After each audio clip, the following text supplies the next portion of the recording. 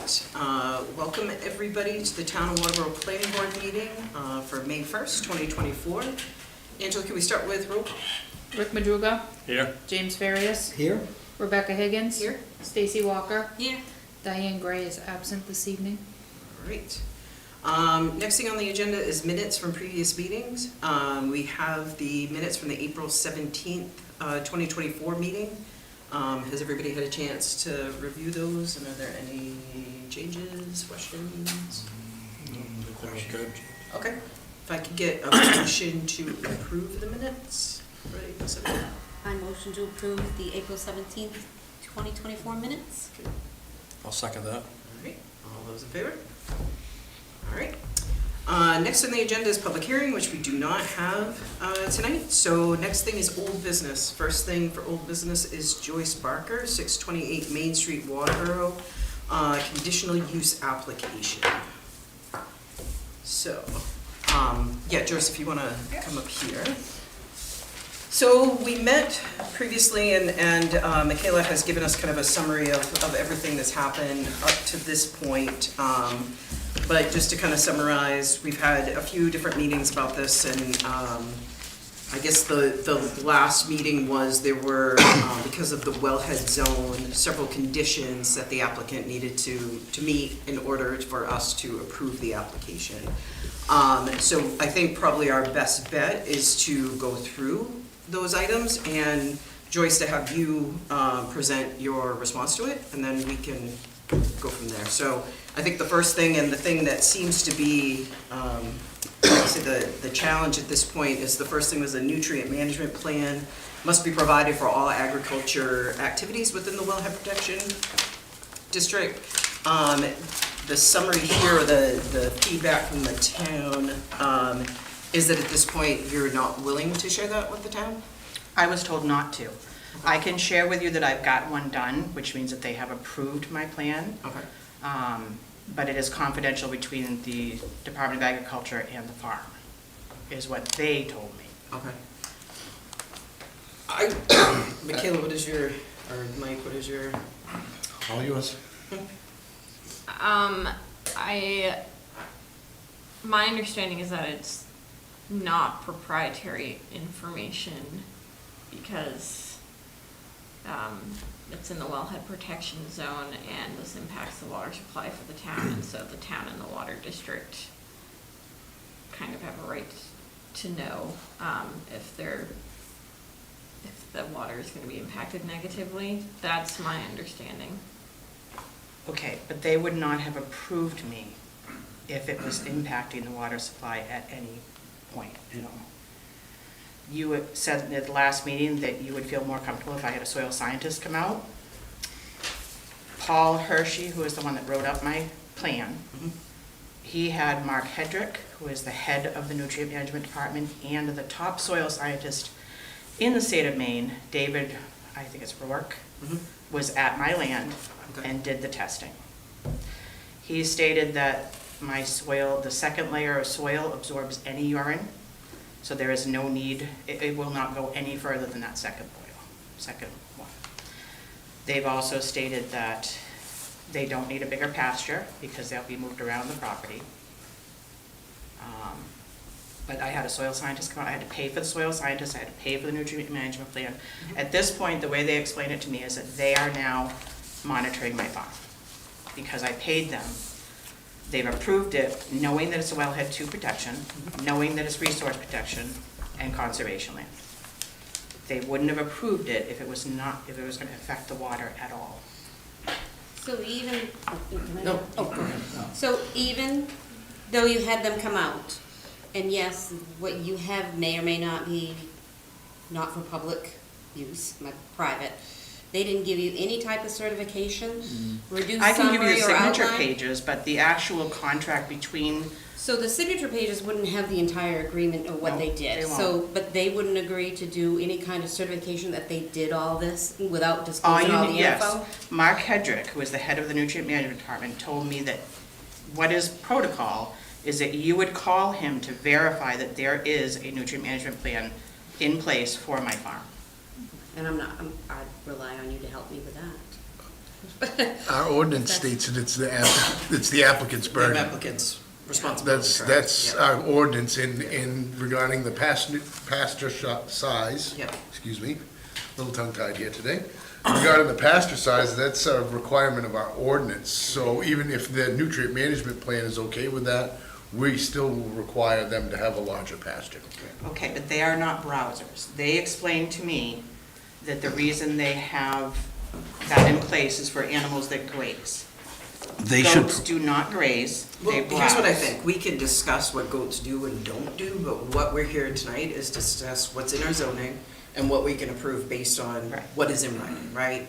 And one of those requirements, based on our zoning and what's here, is for you to supply that information, and it's your And responsibility. I did. This right here is written up. But this is not the nutrient management. No, and you're not gonna get the nutrient Okay, management. so then, we are where we are then, right? At this point, because our job here is to abide by these rules. Correct. And to make our decision based on what is presented to us. Okay. Yeah. But with the nutrient management plan, my farm is no longer being monitored by the town. It's now stepped up to be monitored by the nutrient management department. I have signatures here stating that there has been a nutrient management plan put in place. I have Paul Hershey's license number, the date that it has been sent to the nutrient management department. And I have Mark Hedrick, who told me that the town needs to call him to verify that there is one in place, and that's all that needs to be done. Go ahead, Mike. I'm sure that I've had some experience with the Department of Ag in local jurisdiction. It's very clunky transition, to say the worst, to say the least, excuse me. However, I don't think that the Department of Agriculture oversees local jurisdiction. So it doesn't matter whose responsibility it is to call who. Right. But somewhere, with it being the applicant's burden, then she could produce some manner of proof with this, with the signature. These are the documents that state that he has done my plan. Did we ask you to, was she asked to supply those for this meeting? Yes. That was not what I received. I don't know about anybody else. I did Does- not receive I have not signature received pages either. This is what I received. I received This is a. Yes, summary. these are pages Yeah. stating who did it, his address, his phone number, his license number, the date that my nutrient management plan will expire, and that he has sent it up to Mark Hedrick. This is all that we received. So we just have some bullet points. Okay, so then there's 3 This- pages this here here. that I need to give to you. Oh, Right. good. Phew. Yeah. They're missing something. Yeah, okay, I think that's That's what I the issue is that for us, we're looking at some bullet points and there's no. like, Okay, so because do you we wanna all get submit copies of to- these then? Yes, I think that would be Yeah, these great. are all like recommendations and stuff. So- The floor and. So I guess I'll ask the board, do we want to postpone this to the next meeting so we have time to review this information, or? Absolutely. Okay. And then we can reach out to Mr. Hendrick and. Yeah, take the steps. I did send an email to Angela to let her tell you that you need to call him to verify. Okay. What's your, again, you said the same. Well, just, I'd recommend that the board ask the applicant to link them through email or phone, because Waterboro ordinance does ask the applicant to provide that information. So it's not the Okay. responsibility of the board to go searching for. Correct, great. Well, they told Or me the they're not gonna code give you a office. copy of the nutrient management plan. That's fine. They're going Well, to we just need to- verify. we I just need think to at know this that they point, we did need it all the with it. documentation Exactly, that so, you and he have said for- that he would verify that if you just call Mark Hedrick, he will verify that there is one on file. I think our next step is to Maybe. see all of the documentation you have, so That you're that, willing to share. that you're willing to share, then we can determine whether that's ample Adequate, yeah. information, and then we can make a determination. A phone call is a phone call, just Right. that. Yeah. There's no proof. When I spoke to Email, Paul- yes. Yeah, when Paul Hershey told me that this was confidential between them and me, I asked him to write something up, which is what this is. I had asked him to write something up for the Okay. town so they Yeah, could well, I see don't- I don't what have was that. looked at and what was done. Okay. So he did write this up, and his information is in here as well. Was If that you need to attached, you verify. didn't attach that to the other 2 pages that you sent though, because I only got 2 pages.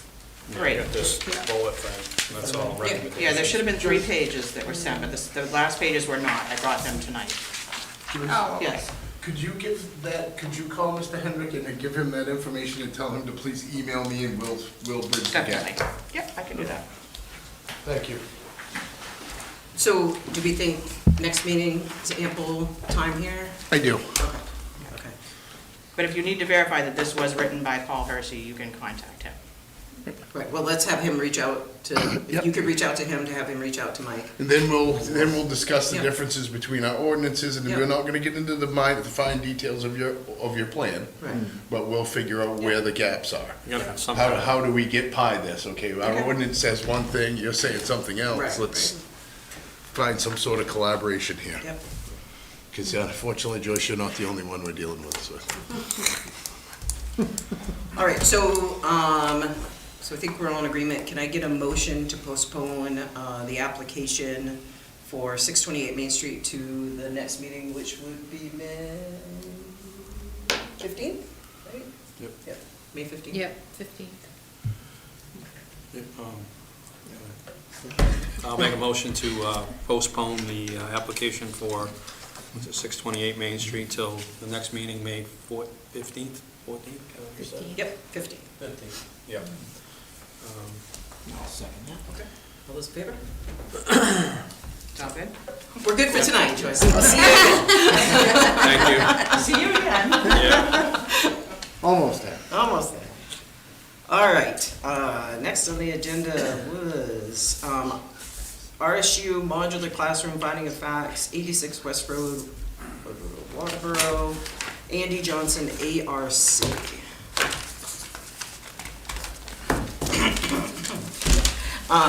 All right, so do I read all of one, starting with number 1, right? Okay. All right.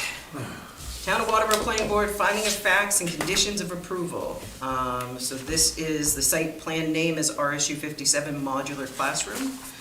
The property owner is RSU 57. Site location, 86 West Road, Waterboro, Maine, 04087. Size and number of lots / unit, it is 1 unit, 4,200 square foot building. Zoning district is village. Assessor's map lot, map 1, lot 39. Applicant, RSU 57. Information reviewed by planning board, which was staff reviews, which is public works, fire chief, planner, code enforcement officer, that is checked off. Site walk completed by board, that was not applicable, and state federal reviews, that has been completed. There are 2 conditions associated with this. The first one is window protection from adjacent baseball field. And number 2 is applicant shall comply with all written materials and oral agreements submitted to the board as part of the application process. This date was approved on April 17th, 2024.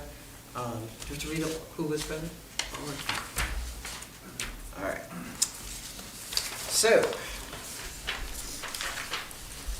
the Waterboro Planning Board has reviewed the above noted development utilizing the Waterboro standards for reviewing land site plans and the Waterboro zoning ordinance. Based on the application and materials submitted in support of the application, together with the evidence submitted at the public hearing on the application, the Planning Board makes the following findings with respect to the standards of Article 2, Section 2.10 of zoning ordinance listed below. Number 1, the proposed development meets the definitions and/or requirements set forth in the zoning ordinance.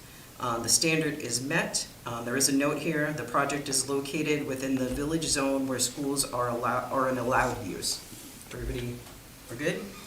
Okay. Number 2, the proposed development will not create fire safety hazards by not providing adequate access to the site or to the buildings on the site for emergency vehicles, adequate dry hydrants, or adequate access to off-site dry hydrants, and from there to the site. Standard is met. There is a note that says site currently has adequate travel area.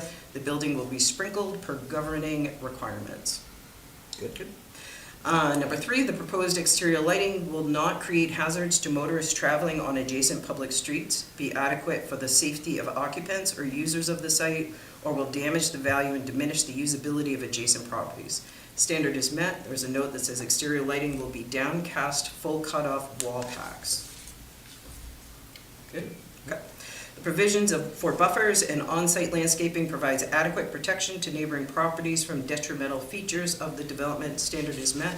There's a note here that says the classroom is approximately 600 feet from West Road and 300 feet from the side property line with a wooded buffer area.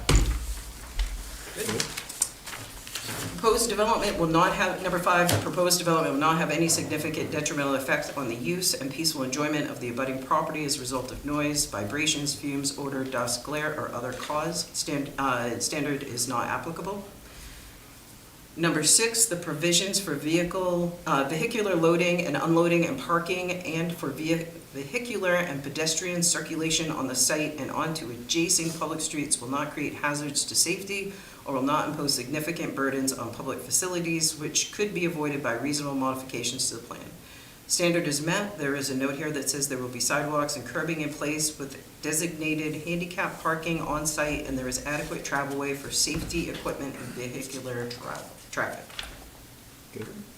Number 7, the bulk, location, height, or design of the proposed buildings, structures, or paved areas, or the proposed use thereof will not have a significant detrimental effect on private development on adjacent properties or on the value of the adjacent properties, which could be avoided by reasonable modifications to the plan. Standard is met. There's a note that says modular classroom is on the current high school complex adjacent to the main school building already existing on site. Good.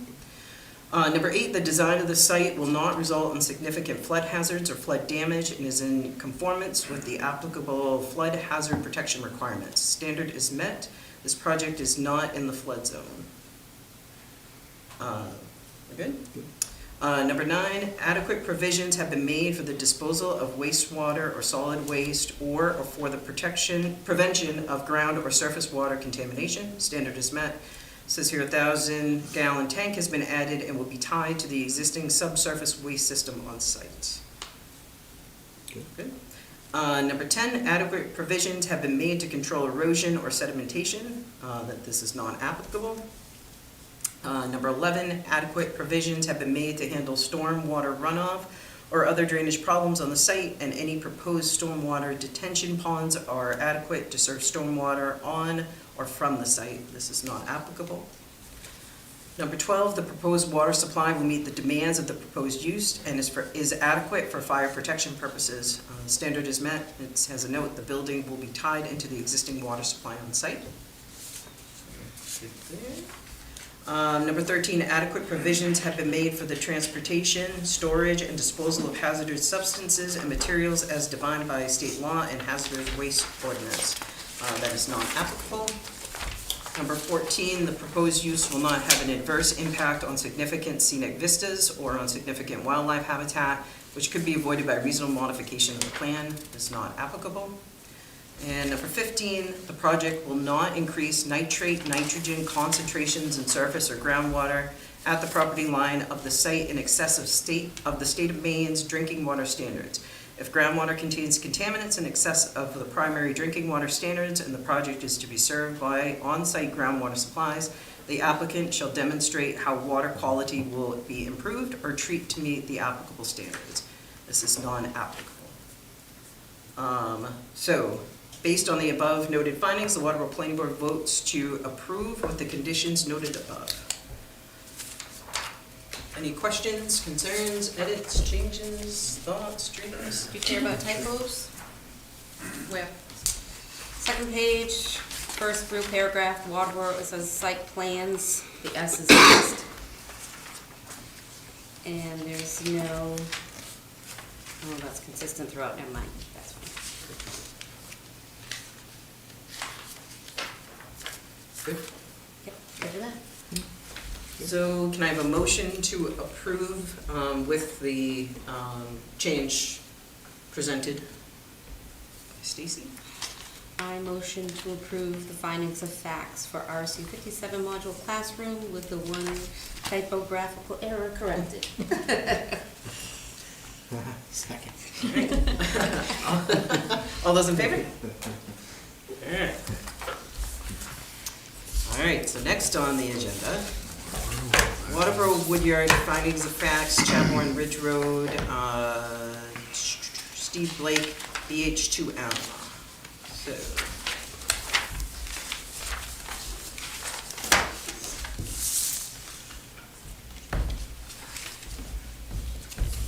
All right. Town of Waterboro Planning Board, findings of facts and conditions of approval. Site plan name is Waterboro Woodyards.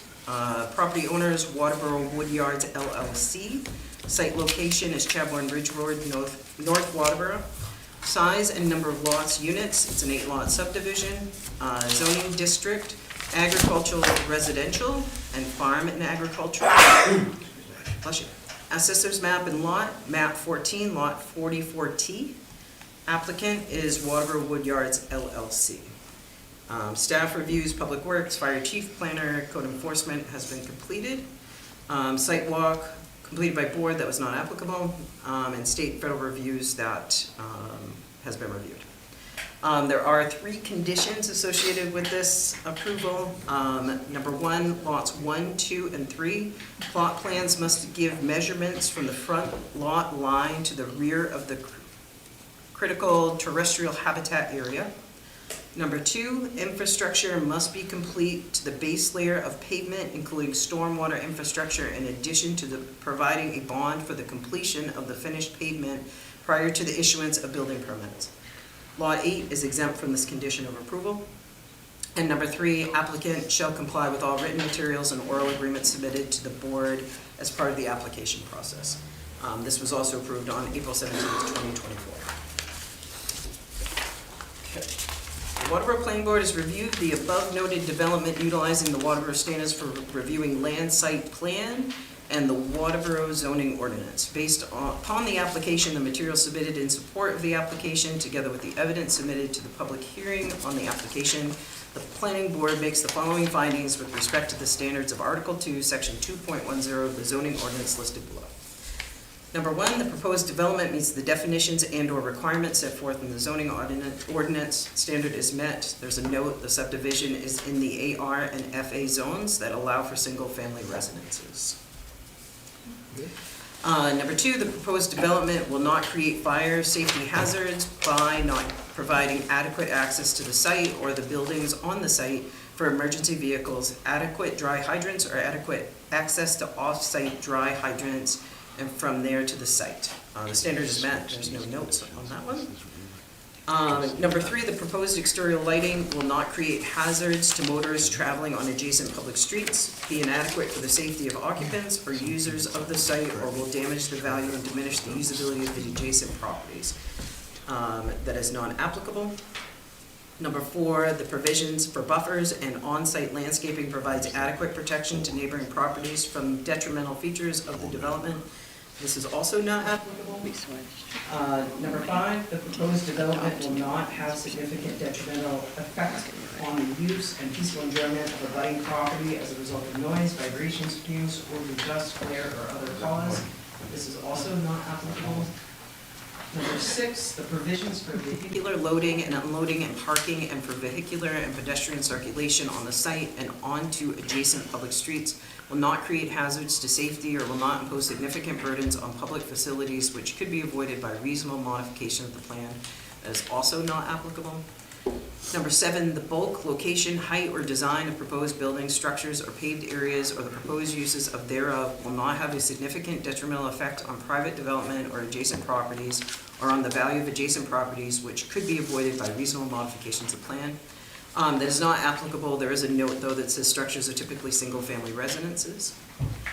Number 8, the design of the site will not result in significant flood hazards or flood damage and is in conformance with the applicable flood hazard protection requirements. The standard is met. There is a note that says DEP, NRPA, and Army Corps of Engineers permits are in place, as well as stormwater management plans. Number 9, adequate provisions have been made for the disposal of wastewater or solid waste or for the protection of ground or surface water contamination.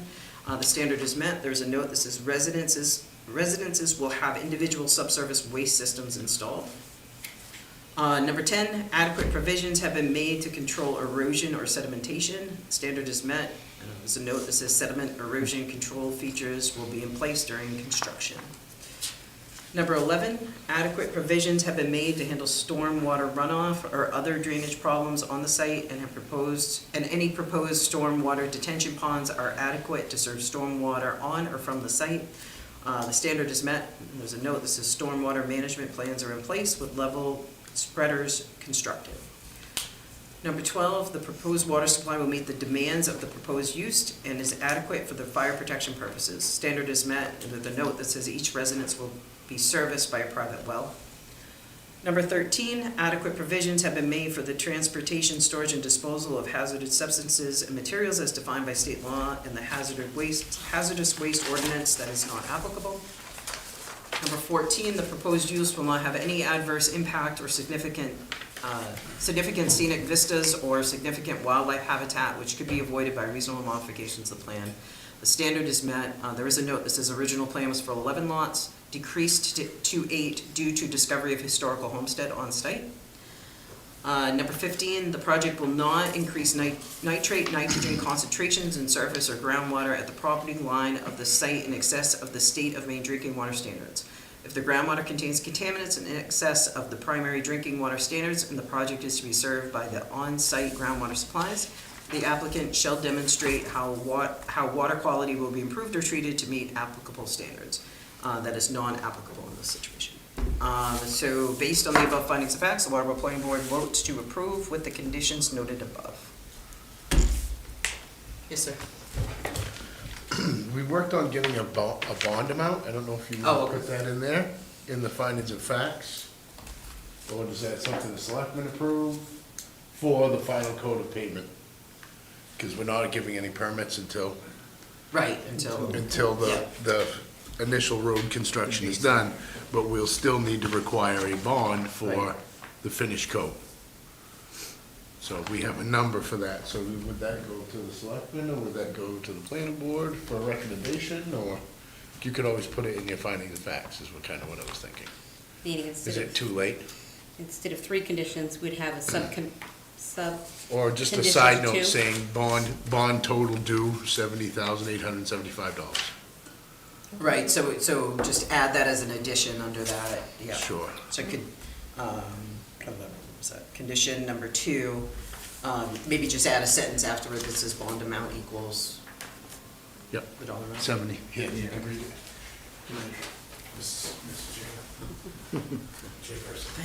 Yeah. So the edit will be to number 2. So right now it reads infrastructure must be complete to the base layer of pavement, including stormwater infrastructure, in addition to providing a bond for the completion of the finished pavement prior to the issuance of building permits. Lot E is exempt from this condition of approval. We're just gonna add another sentence that says, total amount of the bond to equal $70,875.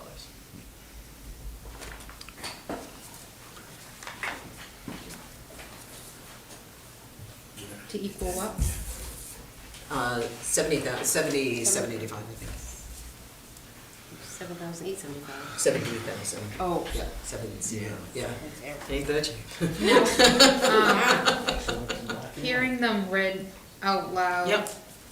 Number 2, Of the conditions? yep. Okay. No, of the standards. Yep, okay. On page 2. Yep.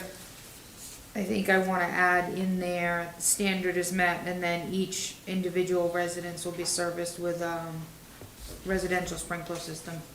Oh, okay, yep, yep.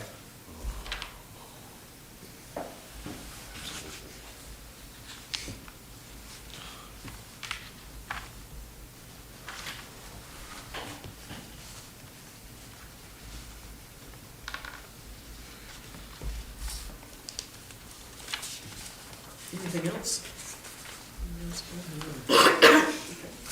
Same typo as the other one.